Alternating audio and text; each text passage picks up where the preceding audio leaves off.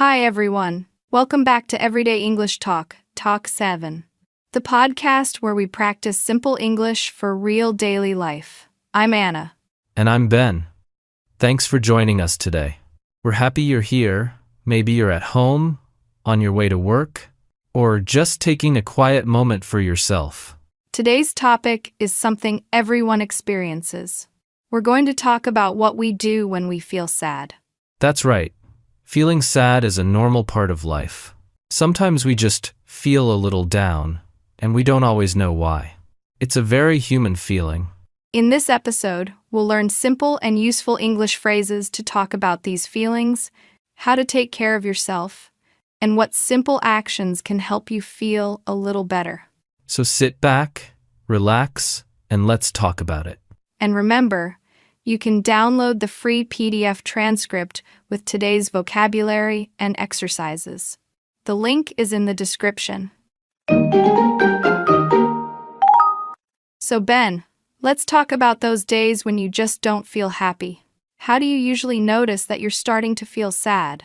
For me, the first sign is low energy. I don't want to talk to people very much. I just want to be alone and be quiet. It's not a big, dramatic feeling, but I just feel heavy. I know exactly what you mean. I get the same way. I don't want to go out or socialize. On those days, what's the first thing you usually do to take care of yourself? Honestly, the first thing I often do is make a warm cup of tea. That's a nice, simple idea. It is. It's not just about the drink. The process of making it is also calming. I boil the water. I choose a tea I like, maybe chamomile or peppermint, and I wait for it to steep. Just holding the warm mug in my hands feels very comforting. That's a lovely routine. Holding something warm is very relaxing. I do something similar, but for me, it's music. What kind of music do you listen to? Sad music? Oh, no, definitely not sad music. That would make me feel worse. I put on some very calm, quiet instrumental music, like classical piano or soft electronic music. I just play it quietly in my room. And that helps? It does. It helps me relax. Sometimes I just sit on the sofa or lie in bed, and I close my eyes and just listen. I try not to think too much. The music helps clear my head by giving me something else to focus on. I understand that. Sometimes we just need to stop and take it easy. I think we often feel pressure to be happy all the time. But sometimes it's okay to just feel blue for a little while. We don't have to fix the feeling right away. That's so true. Accepting the feeling is the most important first step. I also like to read a book. What kind of book? Not a serious or difficult book. I usually pick up something light and easy. Maybe a comic book or a simple story I've read before. It's a form of escape. It gives my mind a break from whatever it's worrying about. I do that too. I often watch a simple, funny TV show that I've already seen many times. I know all the jokes, so I don't have to think. It's just easy and comforting. Exactly. So, for us, the first step is often something quiet and private. It's about being kind to ourselves and giving ourselves permission to rest. It's not about solving the problem, but just about managing the feeling in that moment. Let's go over some useful phrases. Sure. First, feel blue. It just means to feel sad. Example: I feel blue today, so I'm going to watch a funny movie. Second, a bit down. This means feeling a little sad or having low energy. Example: he's feeling a bit down because of the rainy weather. Third, take it easy. It means to relax and not do too much. Example: you look tired. You should take it easy today. Fourth, clear my head. This means to stop worrying or thinking so much. Example: I listen to music to clear my head. And fifth, comforting. This describes something that makes you feel relaxed, warm, and safe. Example: a warm cup of tea is very comforting on a cold day. So listeners, what quiet things do you do when you feel a bit down? Share your answer with us in the comments. But Anna, sometimes just sitting quietly doesn't work for me. Sometimes I feel restless, like I have too much energy, but it's a nervous, unhappy energy. Oh, I know that feeling. It's the worst. If I sit still for too long when I feel that way, my mind just goes around in circles, and I actually feel worse. Right. So, if I feel that way, I know I need to do something active. My favorite thing is to go for a walk. That's a great habit. Where do you usually walk? I just walk around my neighborhood, or I go to the local park if it's nice outside. I make sure to get some fresh air. Do you listen to music when you walk? Sometimes. But when I'm feeling down and restless, I often leave my phone in my pocket. I try to listen to the sounds around me, the birds, the wind, the city traffic. It helps me get out of my own head. That's so healthy. Just changing your environment, your physical space, can make a big difference. It really does. After 20 or 30 minutes of walking, I almost always feel a little lighter and calmer. The fresh air really helps. I agree. Getting outside is important. For me, if I have that restless feeling, sometimes I clean my room. Really? Cleaning? That's my least favorite chore. I know it sounds strange, but when my mind feels messy and cluttered, cleaning my physical space helps my mind feel clearer. How so? I put on some loud, energetic music, the opposite of the quiet music from before. I focus on one simple task, like organizing my desk, or cleaning the kitchen, or folding laundry. I think I understand. You keep busy, and then at the end, you have a nice, clean room. Exactly. It makes me feel productive. I turned my bad energy into something useful. Another thing I do, which is also active in a different way, is write it down. You mean, like writing in a journal? Yes. I get a pen and a notebook, and I just write down everything I'm feeling. I write why I feel sad or what I'm worried about. The sentences don't have to be perfect. It's just for me. And that helps you cheer up? It helps me understand my feelings. After I write it down, it feels like the sad thoughts are not stuck inside my head anymore. They are on the paper. It makes them feel smaller and easier to manage. These are all great, practical ideas. So, sometimes we need to be quiet and rest, but other times we really need to move our bodies or do a task to help us feel better. Let's go over some useful phrases. Sure. First, go for a walk. It means to take a walk outside, usually for pleasure or exercise. Example: I feel stressed, so I am going to go for a walk. Second, fresh air. This is the clean air outside. Example: open the window and get some fresh air. Third, keep busy. This means to fill your time with activities so you don't think about problems.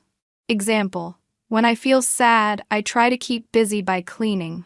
Fourth, write it down. This means to write your thoughts or feelings on paper.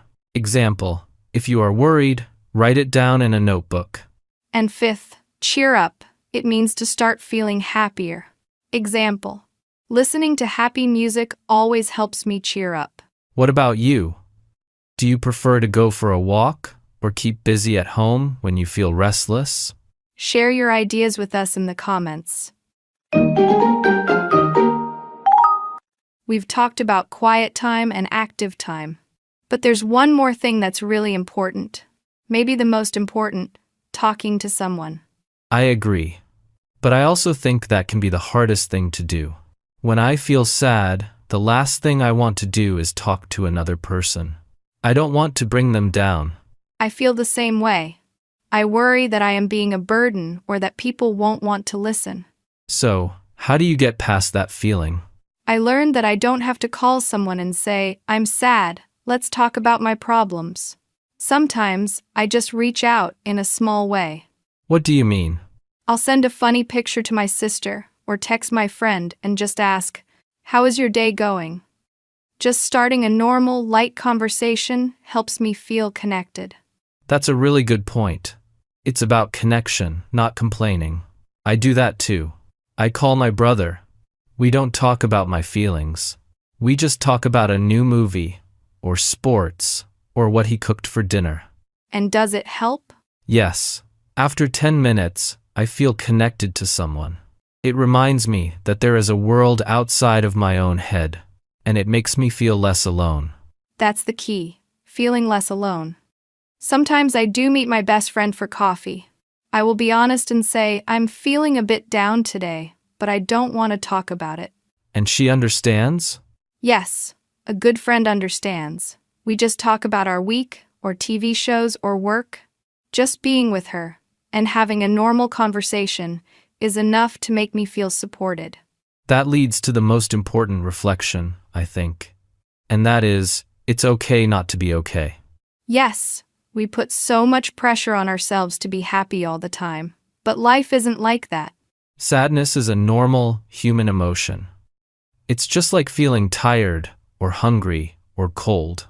It's a signal. That's a great way to describe it.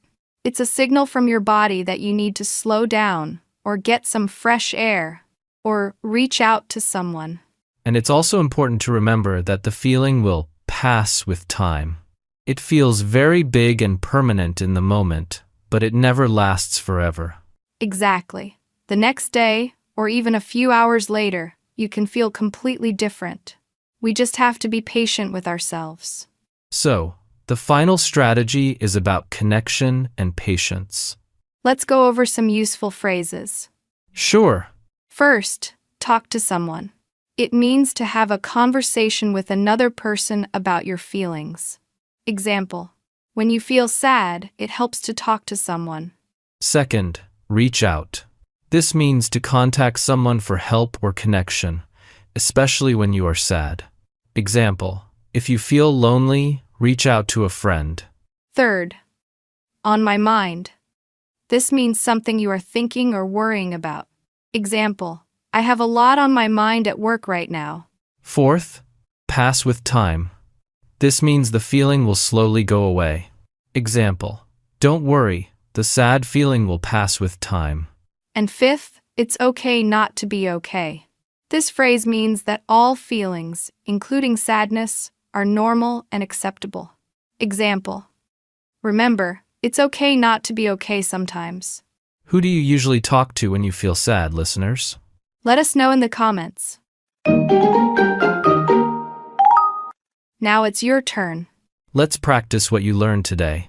First, listening. Listen to this episode again. Try to find 3 to 5 phrases we used, like feel blue, go for a walk, or reach out. Second, speaking. Try to say 3 short sentences out loud about what you do when you feel sad. For example, when I feel down, I take it easy. I listen to music. Sometimes I talk to my friend. Third, writing. Write a short paragraph in your notebook. You can start with, when I feel sad, I usually. Remember, small practice every day helps you improve. That's right, just one step at a time. Let's quickly review what we learned today. We talked about 3 main ways to help ourselves when we feel sad.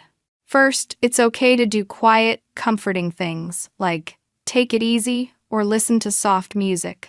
Second, if you feel restless, it's good to keep busy or go for a walk to get some fresh air. And third, it's so important to reach out and talk to someone. You don't have to be alone. And the most important lesson is, it's okay not to be okay. Be patient with yourself. Remember, learning English is also about patience. Don't give up. Thanks for listening to Everyday English Talk. We hope you enjoyed today's episode and learned some useful phrases for those difficult days. Don't forget to download the free PDF transcript and vocabulary exercises from the link in the description. Tell us in the comments, what is one thing that helps you cheer up? Next time, we'll talk about something fun. We are planning a weekend trip. Until then, take care of yourselves. Bye for now.